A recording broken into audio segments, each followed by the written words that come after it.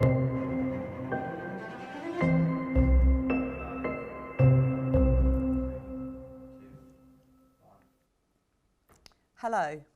and welcome to this King's Fund online event, Putting Personalised Care into Practice. My name's Helen Gilbert and I'm a fellow here at the King's Fund, and I'm joined by a great guest panel today who are all putting personalised care into practice day to day. This event lasts about an hour, and to set a bit of context, I'm going to start by asking the panel a few questions. What are we talking about when we talk about personalised care? Why is it so important? And what does this look like in practice?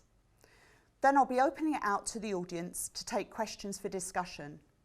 You'll see there's a box next to the video that you're watching, and in that type your questions and keep them coming throughout the whole of the discussion. I can see them on this tablet and I'll be putting them to members of the panel as we go on. You can also follow the discussion on Twitter using the hashtag KFOnline, and I'd like to thank our sponsor AbbVie today for supporting us and having a long-term interest in this area. So, without any further ados, I'm going to hand over to each of the members of the panel, and if I could ask you to briefly say who you are, where you're from, and what your interest in personalised care is. Alex. So I'm Alex Fox. I'm from an organisation called Shared Lives Plus. So we support the people involved in two models of personalised care called Shared Lives and Home Share. There are about 14,000 people using Shared Lives now right across the UK. One of them is James, who previously lived in an epilepsy centre for about 20 years. His route out of that into the community was moving in with a shared life carer called Andy, who'd been through the approval process, and then they were matched together because they got on essentially. And James lived with Andy as part of Andy's household, which was about him getting the practical and personal support that he needed, but actually it was as much about him making friends, finding out what he wanted to do with his life. And he set Andy two goals essentially. He said, I want friends and a job. So they set about friends and a job as their kind of care plan. So James now lives in his own place, but he's just around the corner from Andy and his family. They're still in and out of each other's lives. So although the formal CQC regulated bit of Shared Lives has come to an end, or sorry, hasn't come to an end, has changed. The family relationships side of it endures, and you see that a lot with Shared Lives, where people move on, but they keep those relationships going, and that to me is what personalised care is all about. That's fabulous, thank you. Lynn? Hi, I'm Lynn Craven. I describe myself as a part-time patient, but I am also a full-time person. I live with 3 health conditions, 2 of which are treated medically and fine, and the other one is MS, which has a big impact on my life. And I put a lot of effort into managing that and making sure that I live as healthy a life as I can with quite a complicated long-term health condition. And so personalisation is really important to me because it means that the people that I'm interacting with when I'm a patient in the NHS see me as that person. And so that really is what it's all about. They're doing things for what matters to me and how I can be as healthy as I can and how they can support me. Thank you. And Amir?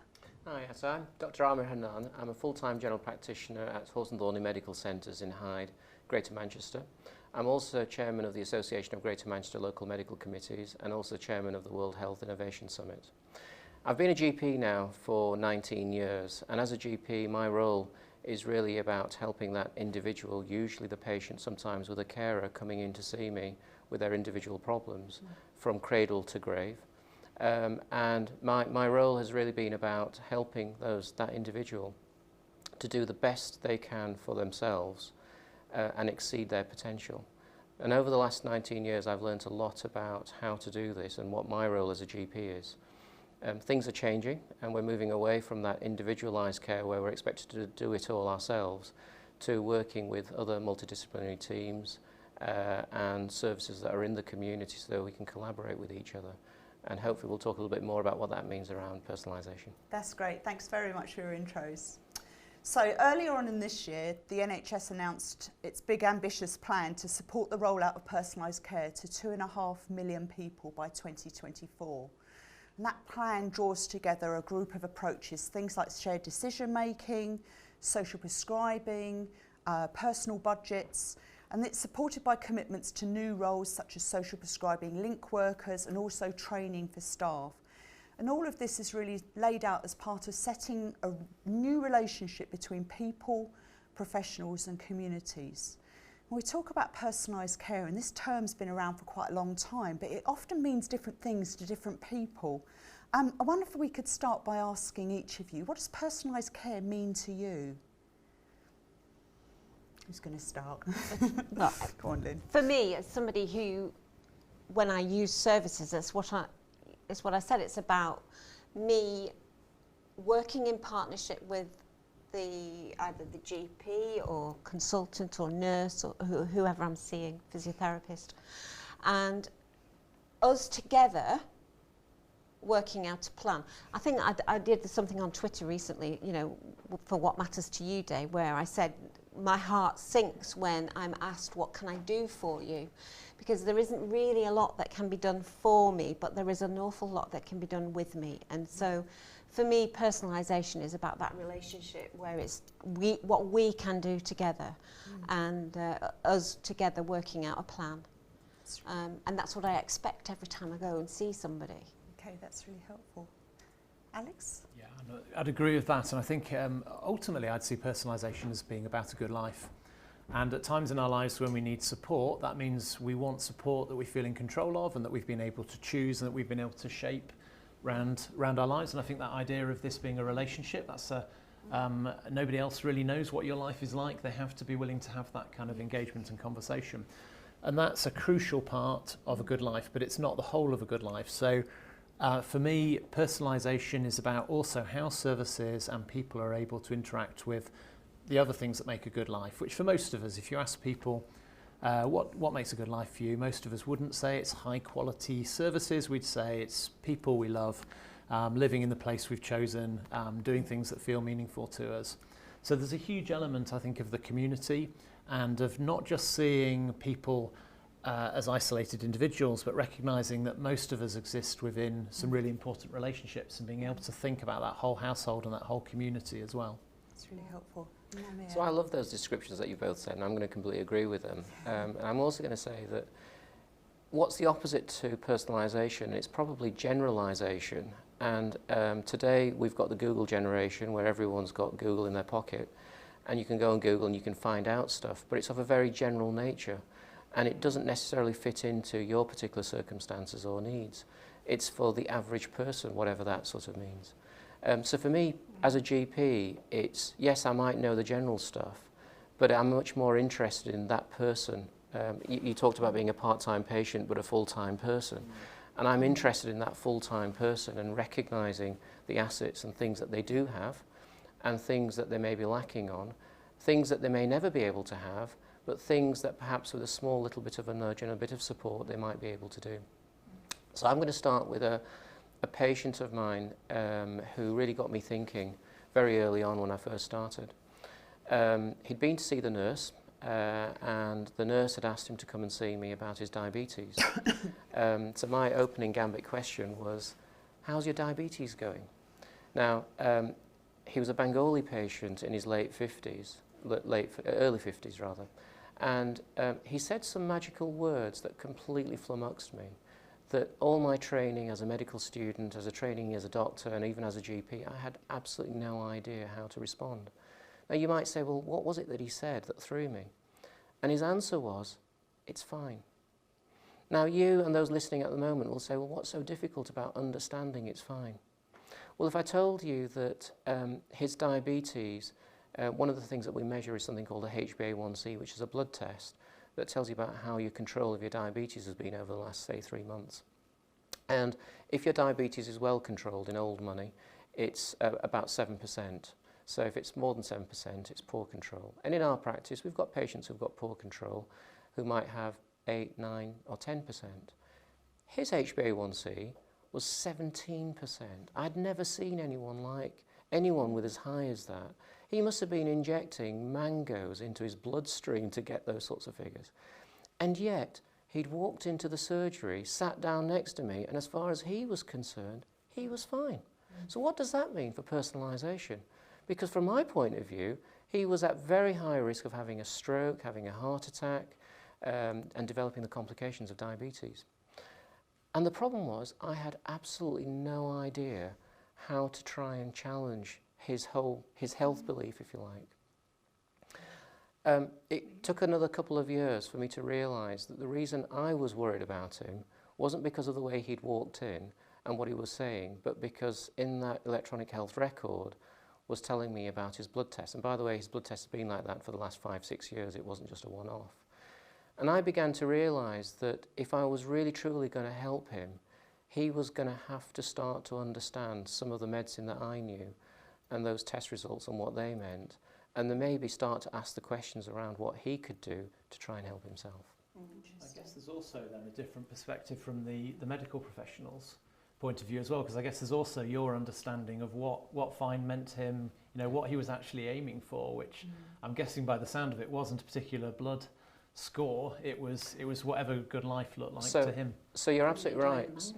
So one of the things that the computer was also telling me was that, because initially I thought, well, wait a minute, he's had this for 5-6 years, he's been seeing my nurses, is there a problem in terms of the education of our nurses?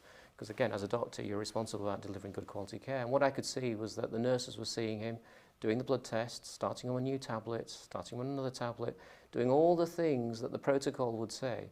But what the computer was telling me was that he'd never ordered a prescription for 9 months. And so the reason he was feeling fine was because he wasn't taking any of the tablets, therefore not getting any of the side effects, and didn't really need to worry besides having to come to the doctor or the nurse. And that was the other side to me. I don't mind if someone chooses not to take their medication, as long as they're making an informed decision and recognise what benefits or risks they may be taking. That comes on really nicely to a question I've got for you, Lynn. You're here today as what I would call a self-management advocate, somebody who's out there trying to support people, both staff and patients. But has it always been that way, or could you tell me a bit about your journey to where you are now? No, because I recognise myself in that gentleman, because when I was first diagnosed, I didn't know that I could do anything, and I expected GPs and the NHS and to look after me, to help me to be well. And it was only, you know, and I lived like that in limbo for 2 years. So if we're talking about patient activation, which is a term I don't really like, I prefer to call optimal self-management. So my journey to become the person I am today, I would say that I was on the bottom step and I was at level 1. I had no role to play. I didn't know that I didn't even know I could have a role. And I was in that place for 2 years. I was in complete denial, pretending I didn't have MS, but at the same time not being able to stop thinking about it. I was in a real mess. And I was 34. I thought my life was over. And then I had a real relapse, and I couldn't walk one day. And at that point, I sort of had a bit of a kickstart to think, hang on a minute, I've got to do something about this, because nobody else is going to do anything, so I've got to do something. So then it became important to me to do something. I didn't know what to do or how to do it, and I'm not sure that anybody else knew, because obviously it was me, it was my life. But slowly, I then went on an expert, well, it wasn't an expert patient program, but it was the precursor to it.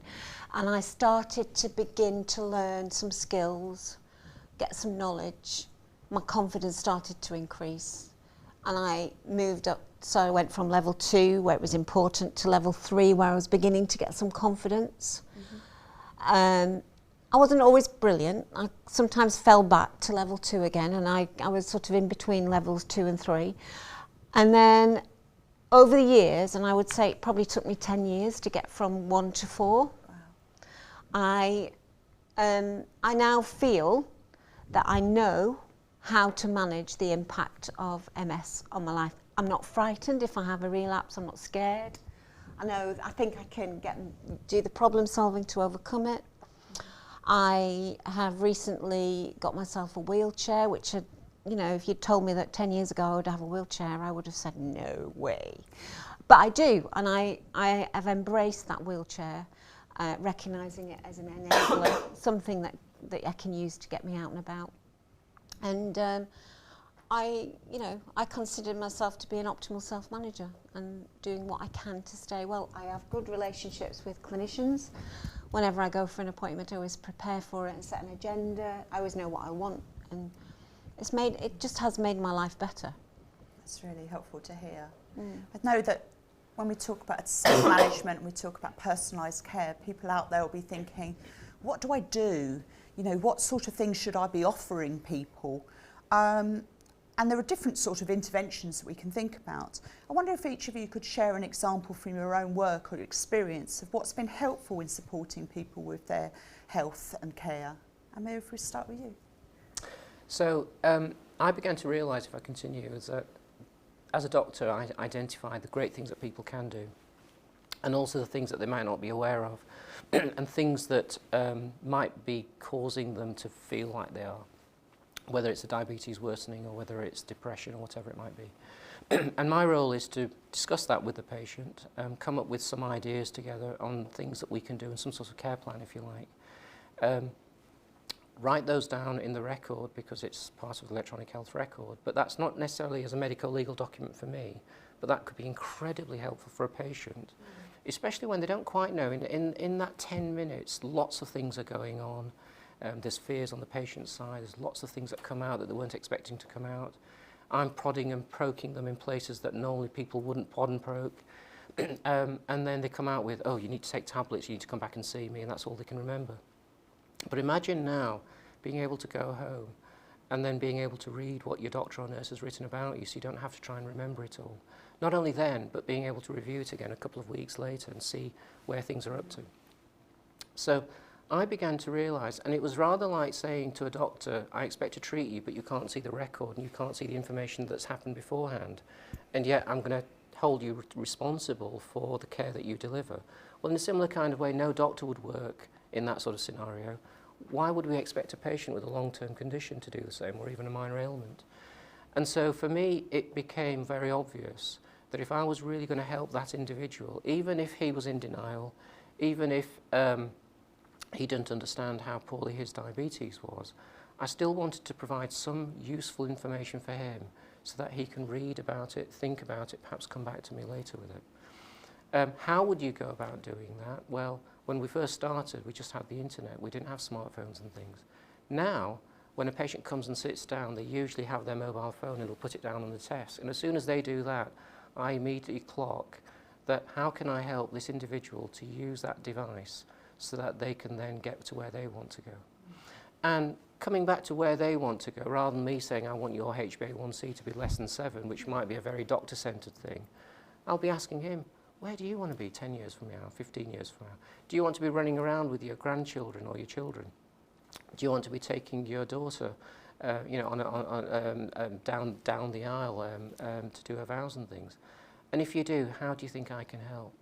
And it's starting to identify the things that matter to that individual that might be linked to things that we can do. And it might be a very small little thing like saying, can I show you how you can just order your prescriptions every month so that you're not having to bring a scrappy bit of paper in? Can I remind you, or can I show you how you can put a reminder in your calendar, it's time to order your prescription? Or it might be, would you be happy for your children to do it for you if you can't be bothered? And often, even if people don't like the internet and things, yes, but they do want good health care, and they do want to go along with their doctors. I very rarely find someone who wants to go against me, but they want to make it easy. And for me, it's how do I make it easy, enjoyable, fun, and help them to gain. That's really helpful. Alex? So I think one way of thinking about personalisation is to think in terms of the behaviour changes that we're looking for. So, and there are some behaviour changes for us as citizens, all of us, for people working at the front line and also for leaders. And I think you need changes at every level to make this work. So you've been talking about sort of patients, people not seeing themselves as patients. That requires medical professionals to be able to see the person and not the patient as well. It needs people to have that different kind of power relationship that I think you were starting to talk about, which can be around things like sharing information and knowledge, but also getting to know people at a more personal level. And then there's a really important dimension to this, which is that we need leaders within the health and social care system and within the voluntary sector actually to be creating the kinds of systems which allow people to behave like that. And so there are some quite basic nuts and bolts things there which are often about time. So if you work in a service that measures success through throughput, how many people can you interact with in a shorter space of time? And we've got a big chunk of say, home care commissioned in that way on very short visits. You've got people working in that service that are desperate to give that kind of personalised care. That's why they got into those caring roles, because they're caring people. But that emotion of caring and that practice of caring about somebody is really hard in a system which is very mechanistic in that way. So it's about creating a system which looks for some different kinds of goals, which values different kinds of things. And ultimately, I think the challenge we're talking about, the reason we need personalised care, is that our public services need to go on much longer journeys with people. So you've been talking about a journey of many years, talking about diabetes conditions that people will be, or support needs that people are going to be living with for decades. But a lot of our support services are based on giving us lots of interactions with strangers, which are very brief and quite shallow. And those strangers may be brilliant at their jobs, but actually as humans, what we're really looking for is somebody to have a relationship with. And generally when you hear somebody talk about a brilliant GP, it'd be somebody they've known for years who really they feel gets them as a person, probably also is really embedded in their community as well. So I think that idea of thinking about what kinds of relationships do we want to form, and if we want to form those personal relationships, we need to give people time, we need to value the kinds of behaviours that we're talking about. And that's a very different kind of health and care system to the one we have at the moment. That's really helpful. So I had one more question, but I'm actually going to start picking up some of the questions from the audience, partly because they're starting to overlap now. And I'm going to go with the first one, which is David Smart, who's a GP. How do we train the current primary care workforce to move towards co-production and manage this within time constraints? And Alex, you said a bit about the time, but what are the sort of training and skills within your practice, and also, Alex, what you've been doing, that are really important to be able to meet people as partners and to support personalised care?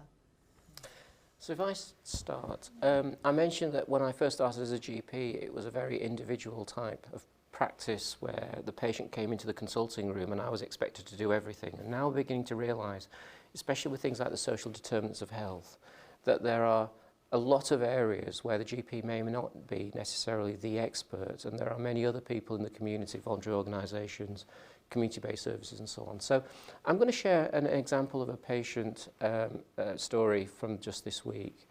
And this is an elderly patient, over 90 years of age, fiercely independent, lives in her own place, but she's had a few falls and she's had a couple of urinary tract infections, and she's starting to lose a little bit of confidence in herself. Now, not been admitted into hospital, not broken her leg or anything like that, and when I'd first started, I'd probably never get to know anything about her, because that's not the way we would think about things until she chose to come in and see me. However, we're now moving towards a population health type approach where we're identifying people that might be at risk of being admitted into hospital or needing more healthcare services. And we now have a matron who's been employed by the 5 practices within our neighbourhood. So she's not employed by the practice, but she's employed by the neighbourhood to support elderly people in nursing homes and also who are living on their own in the community. And she'd been out to see this lady, and one of her roles is about advanced care planning. Again, another example of something that a GP won't do very well in 10 minutes in a consultation.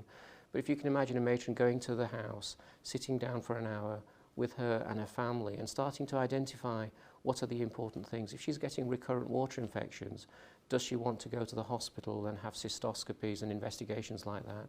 Or would she rather stay at home and be managed? And that's not me being ageist, that's about having a conversation. So she popped in to see me to say that she was going to go out to see her. She was going to do some basic blood tests just to rule out any sort of serious pathology. And when I heard that, I said, "Ooh, you might also want to find out whether she's on the internet or not." Now, some people might be surprised that I'm asking a question about someone over 90 years of age, but you'll find that currently 87% of the adult population is online, at least daily, and there's another 4% who are at least once a week. Now, she may or may not be on the internet, I don't know. But one of the suggestions I had was she could talk to her because she's fiercely independent, and she might be happy for her children to be able to access her medical records, be able to see what the matron has identified, look at the test results, look at the conversations that we've had. Perhaps we're going to do a multidisciplinary team meeting where a whole variety of people, including social prescribers, pharmacists, social workers, mental health workers, the GP themselves, all come together and we have a discussion about what we think might be in her best interest. That would be done with her consent, so we won't be discussing it without her. But there's an opportunity for us to be able to come with a plan, write them in the notes, for her to see them, and perhaps a family to also be able to understand that she's becoming more frail and start to make plans. Now, to me, that's really personalised, but it's in partnership, not just with their doctors, but with the matron and various other people in the community. Can I just say something? I would feel that it's all about changing the conversation to be less paternalistic, and it's about handing over some responsibility to the person or the patient to manage their health. Because actually, my health is not your responsibility. Neither is it my responsibility on my own, it's ours. We share it, and it's about handing it over and sharing that responsibility, really. That's going to take time, I know. Yeah. I was just going to pick up on that training point, and I think one of the really important things is who's doing the training. So one of the real lessons that's come from co-production is that people with lived experience make fantastic trainers, and need to be part of training. So if you look at the work of Think Local Act Personal and its National Co-Production Advisory Group, which is a group of people with lived experience, and the Think Local Act Personal partnership is a national partnership based around making personalisation real. They've done some fantastic work around the tools and resources and the practical approaches to making these kinds of changes. They all revolve around this idea of co-production, this idea that if we're going to have a more personalised, more human set of public services, it's got to be all that range of humans who design them and in some cases deliver things like training. Yeah. And that's particularly important when we think about the inequalities within the health system. So there are groups and communities who aren't getting equal access, and for whom that one size sort of average person approach that you were talking about, you know, none of us are the average person, but there are communities who are particularly missing out. So ensuring that people from all communities are involved in designing, training, shaping what we do, I think is fundamental. That's really helpful, because I want to pick up this question here. Personalisation of care is important, but how do we involve people who cannot make informed decisions for their health care, such as people with dementia, people with frailty? Any thoughts from you? So we work with lots of people with learning disabilities, as well as some people with dementia and other long-term support needs. And the principle is the same. It's about starting with the idea of what does a good life look like, but recognising that that process of understanding from the person's perspective and informed by the people around them, the people that are important to them, what does a good life look like, is going to take more time. So those approaches around professionals working with people, but working with families, we need a key part here is a complete attitude change towards family carers. So family carers deliver more health and social care than anybody else. You know, they do something of huge value. They often do it in isolation with no training and with a big sign being waved saying confidentiality when they're trying to get involved. And actually we need to be thinking about how can we form a partnership with the people who are most important to this individual. Yeah, I would agree.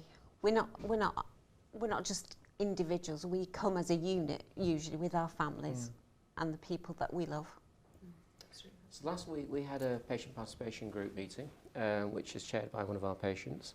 And at the patient participation group meeting, there was a dementia support worker who's just come into post, and their role is about making our neighbourhood, you know, those 5 GP practices, making our neighbourhood into a dementia-friendly neighbourhood. And as part of that process, her job is to go around talking to all the local shops, talking to some of the people that are delivering services within the voluntary organisations within that community, and of course talking to GP practices. So hence she turned up to meet with the patients on the patient participation group, and she wanted to talk about how to make the practice a dementia-friendly practice. And there's a document that's been produced, I think, by the RCGP, and again, she's been able to bring that expertise that she's got around that and start to talk about what that would mean for the practice. Now that for me is really important, because the PPG is part of the engine room of the practice, because they can hold us to account as patients, but we've also got an opportunity as a practice to be able to explain what we're doing. And when we're making decisions about what money to spend and where to spend, they can input into that process, and it's lovely. And after this meeting, I'll tweet out the minutes of the meeting so you can actually see how that looks in real life. But if I pull back a little bit, I started giving patients full access to the medical records 15 years ago, back in 2004. And I would try to identify people who I thought might be at risk of falling into problems. Now, the patient that I talked about, the person with poorly controlled diabetes, he's clearly at high risk of ending up having strokes, and if he ends up with vascular dementia, that's a possibility. But of course, at that stage, in his late 50s, whilst he's developing these long-term conditions, he still has the ability to give consent. He still has the ability to be able to express what's important for him and what isn't. And more importantly, I have the opportunity to be able to explain to him why he should start to take more control of his own health and healthcare. 15 years down the line, back to this MDT meeting that we now have, where we identify people at high risk, and I remember going to an MDT meeting a couple of weeks ago, and we looked at all our patients with severe dementia. Now, these are patients who are now in nursing homes and really cannot give consent at all. But what was really interesting was almost all of them had full access to their medical records. Now, you might turn around and say, well, how did that happen? Well, it's not because we waited until they became demented and couldn't give consent, but it was identifying them early and giving them the tools then so that they could start to manage their care, they could start to have the conversations with their families, they could put the care plans in place. We've now got matrons who can have those conversations, essentially to prepare them for a time when they may not be able to exert their own choices. So it's taking a longer view, isn't it? It's taking a long-term view, absolutely. So that picks up really nicely a very popular question about what's the role of personalised care in prevention. I think this is really interesting because the long-term plan has some the NHS long-term plan has some sort of elements, things like shared decision making, but there's a lot of some of the components are for people with long-term conditions. So, what are your thoughts on personalised care and in preventing and before people develop long-term conditions? That's a really, I guess it's a really challenging question, because actually, I've talked a lot about self-management, but there's also self-care, and every person in the population should self-care, because we all know what the public health messages are about not drinking too much, not smoking, not being obese, having a good diet, making sure we exercise. Now, we know those messages, but we don't always follow them. And so it's about how are we able to support people to follow those messages, I guess. And rather than having that wagging finger as, you know, these are the things that you need to do to be healthy. It's about behaviour change and finding out what is it that's stopping people doing those things and supporting them to make those small changes, I think. And yeah. I agree with that, and I think there is a view of prevention that essentially means early intervention. And for me, that's one of the ways, of which there are many, in which we divide people up into essentially two groups. And we've done this right the way for as long as we've had public services. There's been a group of people that we've tended to regard as having support needs as patients or wards of the state, and you know, we used to build big buildings and put them in them. And then there's a group of people we regard as citizens who have the right to do what they want but can't necessarily get the help they need when they need it. I wrote a book called Escaping the Invisible Asylum, which argued that we've demolished these visible buildings, these workhouses, asylums, most but not all of the institutions, but we've still got that thinking deeply embedded in how we think about long-term support.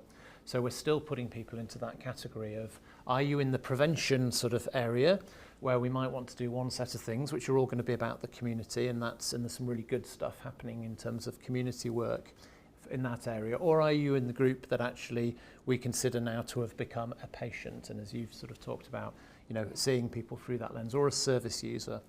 And actually I think we need to start challenging that thinking and that divide. So Shared Lives is a good example, and as is Home Share, in which an older person with a spare room who have some low-level support needs is matched with a younger person who needs somewhere to live, who moves in and helps out for a bit, and they form a supportive household. And these ways that we work are all about trying to bring those two worlds back together. So not saying we can just rely entirely on volunteers and you know, leave people to it. Also not saying we need this very medicalised view of the world, but saying we need to draw on the things that people and communities and families can do themselves, and the infrastructure and resources of services. And we need to stop drawing these dividing lines. So I just think whenever I hear that sort of talk about prevention, I think it's really worth thinking about what that means. And somebody with a long-term condition once said to me, I feel when you talk about prevention as if you're putting me in the category of people who can't be prevented, you know, because my condition is lifelong. I think that was a really important point. So I sometimes get challenged and said, oh, it's all this access to records, it's all very well, but it's really only for once you've got a long-term condition, once you've developed your diabetes, when you're 45, 50 years of age or whatever it might be. I take a very different perspective on this. It's very sad for me to know that my patients that I'm treating currently die 10 years younger than the national average. What that means is that a baby born in my practice might be equal to every other baby, but actually they're already -10. They're already behind. And a lot of it is not because of any fault of their own, but the socio-economic factors and social determinants and things. And we don't really think about that very much. I think there are two types of people. There are those who are going to get there with a little bit of extra help and support, and I'll talk a little bit about the extra level help and support. They'll be able to do things and get on their feet and be able to move on. There's another group of people in society for whom they've just got too many multiple determinants.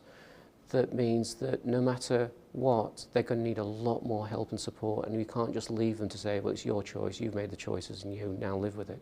And I'm talking about people with severe alcohol problems where 5 generations of people have never worked in their life before, and they've experienced abuse, and you know, they've been refugees, asylum seekers from another country or whatever. You can imagine the difficulties they've got.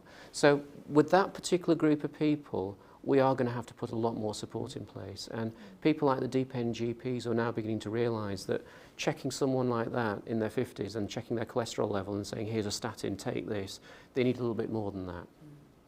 So with that group of people, personalisation does require also an extra level of support. But if we take the other group, that with a little bit of help and support, we might be able to help them. And I'll give you an example of that. Was a patient I recently saw in her mid-20s. And she's got a young child, a 3-year-old, with severe disabilities. She'd rang up about something or another, and I turned around and said, oh, by the way, you know, are the online services working? And there was this big smile on her face. Oh, it's fantastic, Dr. Hannon, it's really made a big difference for me. And I said, oh, what do you mean by that? And she said, well, now, you know, if I wake up at 2 in the morning and I need some medication, I know I can just order my prescription there and then. Or if I'm going somewhere and they're asking what medical problems you've got, I can just put my passwords into the app and show it to them. And I said, oh, that's fantastic. I'm really pleased to hear that. And she said, but of course, Dr. Hannon, you were the one who really helped me. And I said, what do you mean? You know, and she goes, well, I'd been given a bit of paper with my PIN numbers on it twice. And I'd taken it away, but I haven't got the time to sit there and register my PIN numbers, and it's way too complicated. I've got so many other things to do. But when you saw me in the consulting room, you said to me, get that phone out, download the app, let's do it now. You did the questionnaire together, we did it together, And then you took those PIN numbers and you put them all into the app and thing, and it was a 5-minute process. And I can tell you now, you almost need a PhD to be able to do that. But he said, you took all that pain away so that all I had to then remember as I came out of the room was just put my password in, and now I can do it all. And it was magical. And that's what I mean by, and what she said is that if practices would just give us that little bit of support there and then in the practice itself, rather than expecting us to have to go away and do something that we're very unfamiliar with, we can move a lot more people along. So there's that second group with a little bit of help they can help, but there is a group of people where even with that support, they're not going to be able to get there. So I want to pick up this question from Hayley Mitchell, because I think it's interesting about how do we collectively measure the benefits of personalised care, both for people receiving that and also for unpaid, paid workforce. What does success look like, and how do we know we're getting there? So, I mean, first of all, I'd say there is a rights issue here.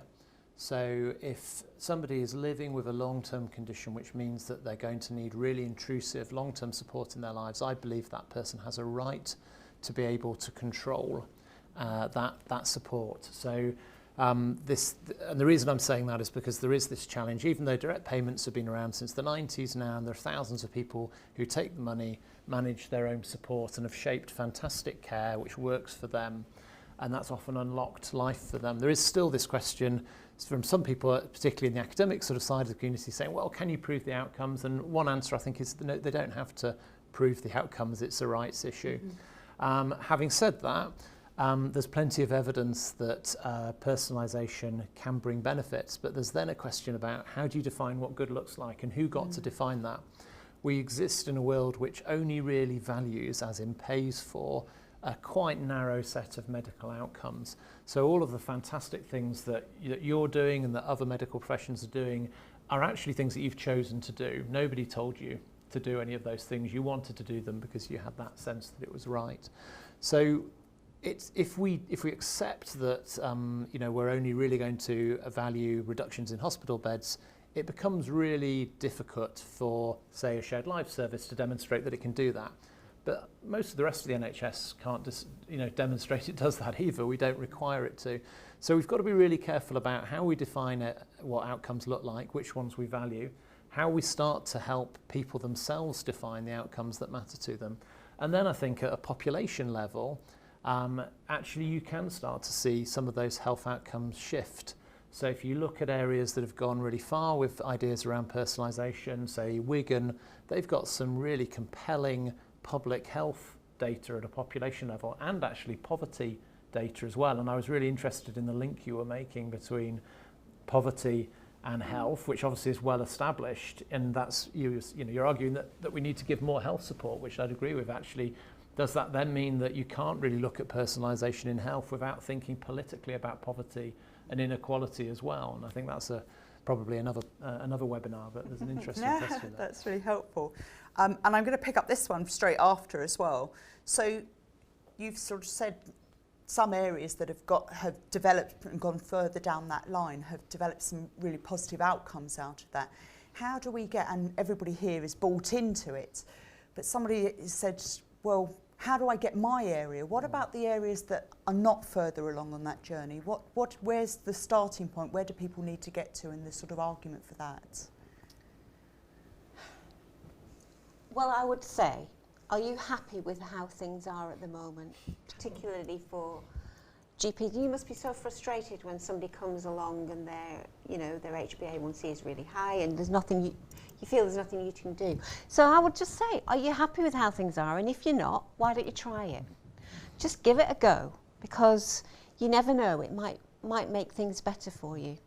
I actually think it would make things better for you. There's a level of fear, actually, isn't there? Particularly around those decision-making, both, I think, at an individual level, that's a transfer of power, and then also at an area level. I quite often talk to senior leaders who say, well, at the moment we're making so many cuts, people are going to be really angry. And actually, I think people aren't, people know what's happening out there. Exactly. So actually, I think having an honest conversation with people is more empowering, and there will be a level of anger there. But actually, when people have those conversations, they are often much more constructive than they were expecting them to be.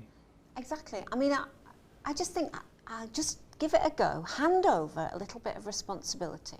See whether or not the person in front of you takes it by asking a question such as, so tell me what you're doing to manage your health on a day-to-day basis. It doesn't really matter what the answer is, just ask it and see what happens. Because the thing that I really don't like is I go into some consultations and I feel like I'm tugging this piece of rope saying, give me some responsibility for my health. Trust me to do this, the thing that you want me to do. Just give me a bit of trust and a bit of, let's share this a bit. We can share the risk and we can share the responsibility and just hand it over and see whether it makes a difference. Because I think you might be surprised, actually. I think in 2019 we've really got to ask the question that the things that I'm describing should be the norm. It shouldn't still be something that's happening in a small corner of the universe or in small parts of Manchester. So I think we need to get over the fact that, you know, people are using Google, people do have smartphones, they organise their lives through their smartphones in every other walk of life, and yet the expectation is if you want to book an appointment with a GP surgery, you've got to queue up at sort of 8 o'clock or 7 o'clock in the morning, or sit on the phone for 40 minutes until someone answers it. It just seems ridiculous. And I think if enough people come together and start saying enough's enough, you know, if you look at the high street, the shops are closing down because they weren't able to adapt and change to the way the rest of the world works. Well, how long can general practice continue to bleat that we need more money and yet not offer the services like everyone else works? So that's a call for me to practices out there to start saying, what kind of service are you offering? The services are available, the online services are available. There is a change that's needed, so there is something about education and training. There's a consent issue because practices are worried about will patients be able to handle the information that they see.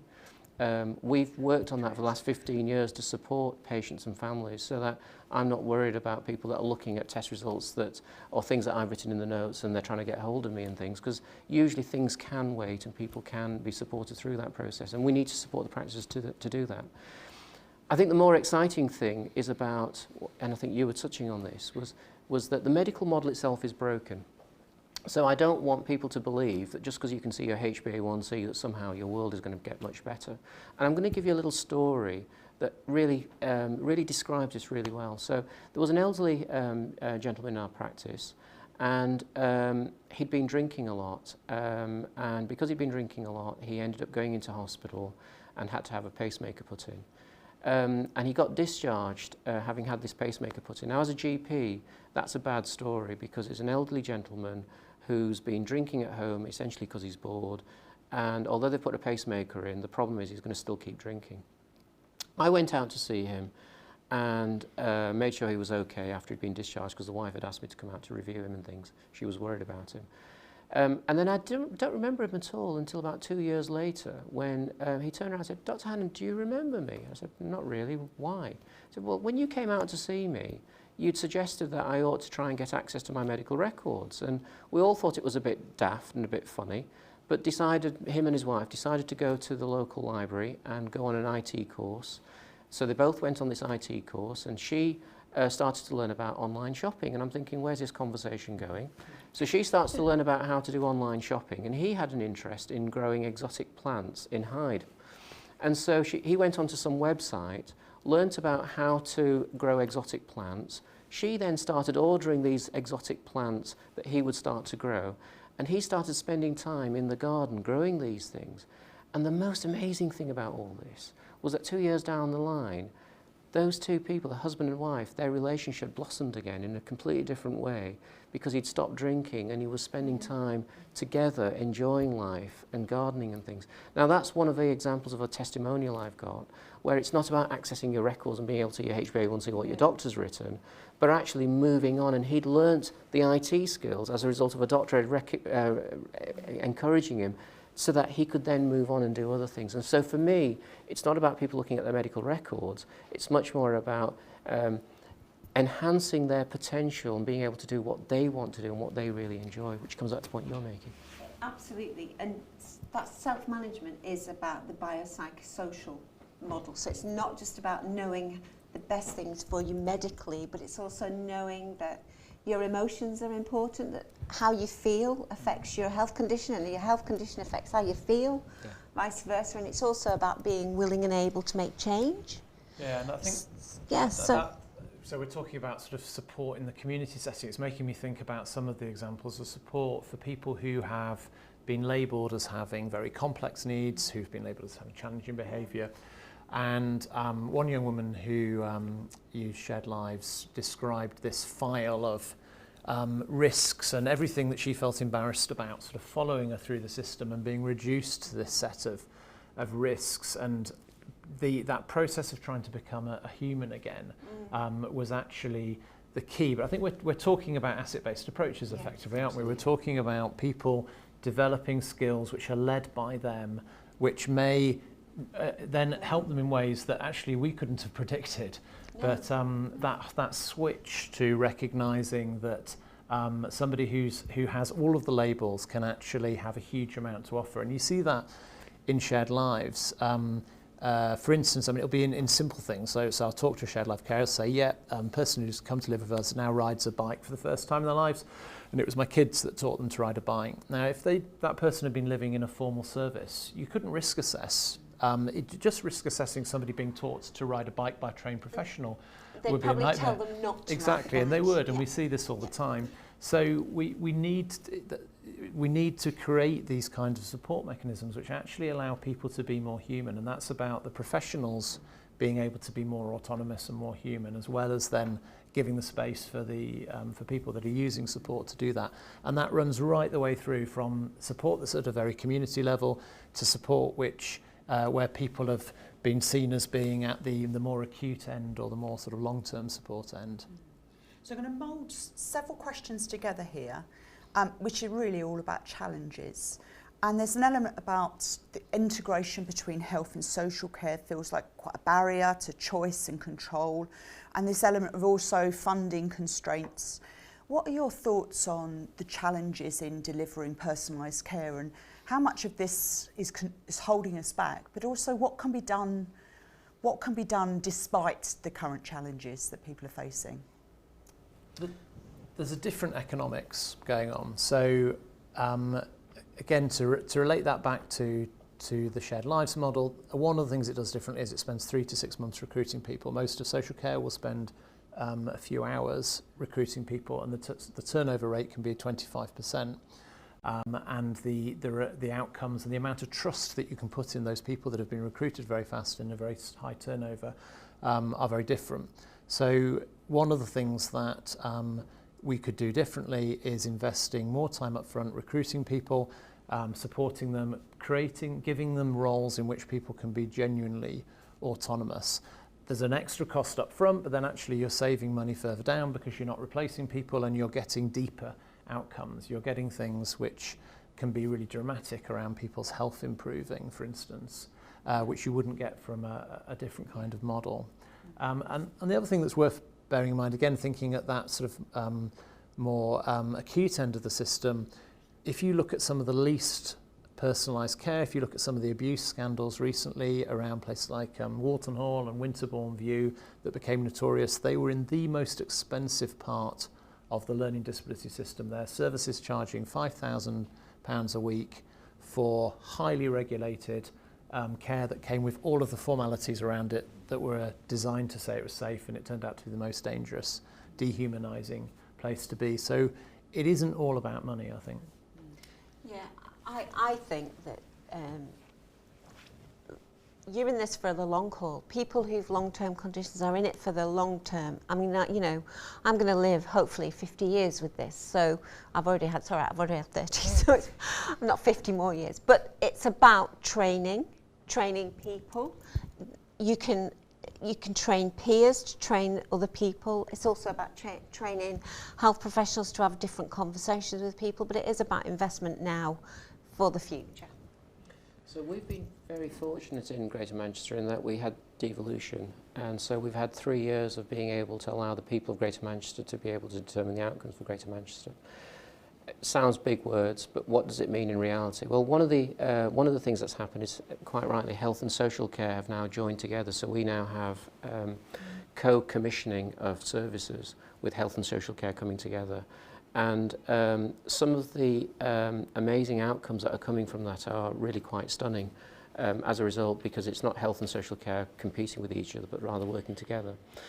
I mentioned Hyde, where our 5 practices are. And this year, for the first time, we've come below budget on referrals into A&E, prescribing, and a whole variety of other things. I cannot take credit for that, but I'm going to name call Dr. Jane Harvey and Dr. Lisa Guttridge, who were both the 2 co-chairs of the neighbourhood. We're now transforming into a primary care network, which is slightly different, and there's challenges around that. But what I can say is that once a neighbourhood starts to work together and starts to work in partnership, and you start to identify the very high-risk patients that are going to be costing us more, and thinking about how we can deliver services closer to home. Our hospital turned out to be the first Integrated Care Foundation Trust, which is delivering community services, and their focus is very much about how we can keep people in their own homes, in their community. Means that we can start to shave off some of those high-cost areas. That's the population health approach. The difficulty is, what about everybody else who doesn't necessarily meet the criteria for things like that? And I think that's why we need a 2-pronged approach. We need that for the high-level stuff, and then the things that I've been describing at low level that everyone should be able to do as well to support each other. Lovely. So for our viewers, you'll be seeing a few questions appear, and I'd really encourage you to send your feedback so we can continually work to improve our events. So I've got a final question for the panel, and that's what I want to ask you is, we've had a lot of viewers today. What would be your take-home points? You know, you're all passionate advocates and sort of both living and supporting others to deliver personalised care. For those people who have been viewing, what's your sort of take-home? What would you give them to go away with, whether it's something to look at or something to think about, or even something they could do themselves? So you need different people in the room if you want a different kind of system, different people designing that, including 2 important groups: the people who make most use of health and care services and the people most likely to miss out or be excluded from those services. And then you need to think in terms of some different outcomes, and a really important one is, am I leaving this person that I'm interacting with, that my service is interacting with, more or less connected to those around them? So there are ways of doing almost every public service intervention which can disconnect people, leave them more isolated, less confident, or that can think about them in terms of their household, their community, and can connect them to others. And that, I think, is a really great sort of proxy indicator for a lot of other things that are around personalisation. That's really great. Amir? So I might, as a doctor, be an expert in terms of what healthcare can provide and deliver and whatnot.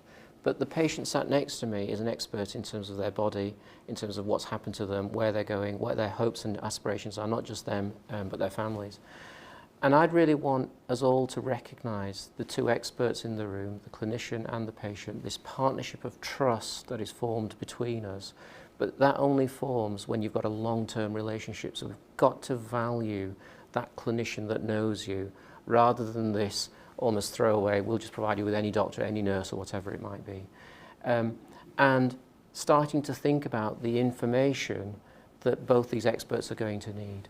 And I've found that the electronic health record might contain the medical information in there, but there'll be information that can help you to understand your diabetes, your depression, and whatnot. If we start to co-produce that, as we've done with our patient participation group and our patients and our staff, to produce a localised information source and services that value that relationship, then we move to a very, very magical place. And I call that the partnership of trust. So I'd love that to be something that everyone enjoys throughout the world.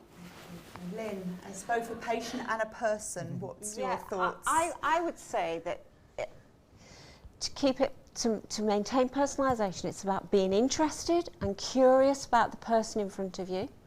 It's about changing your conversation, and it's also about handing over some of the responsibility for their health and seeing yourself, the 2 of you, as a partnership. And I'm worried about the people in the middle there's the whole population who can self-care. There's the people at the top who've got very complex needs. What about the people in the middle? It's about keeping the people in the middle as healthy as possible and not going up that triangle, that sort of pyramid, and becoming very complex. It's about giving them the knowledge, skills and confidence to manage their health on a day-to-day basis. Training. So I want to say a huge thank you to our speakers. It's been a really interesting discussion, and thank you to everybody who's tuned in and watched today and contributed to the discussion overall. Finally, this session can be viewed on demand in the next few days, so please continue to share this more widely. Thank you, everyone. Thank you very much.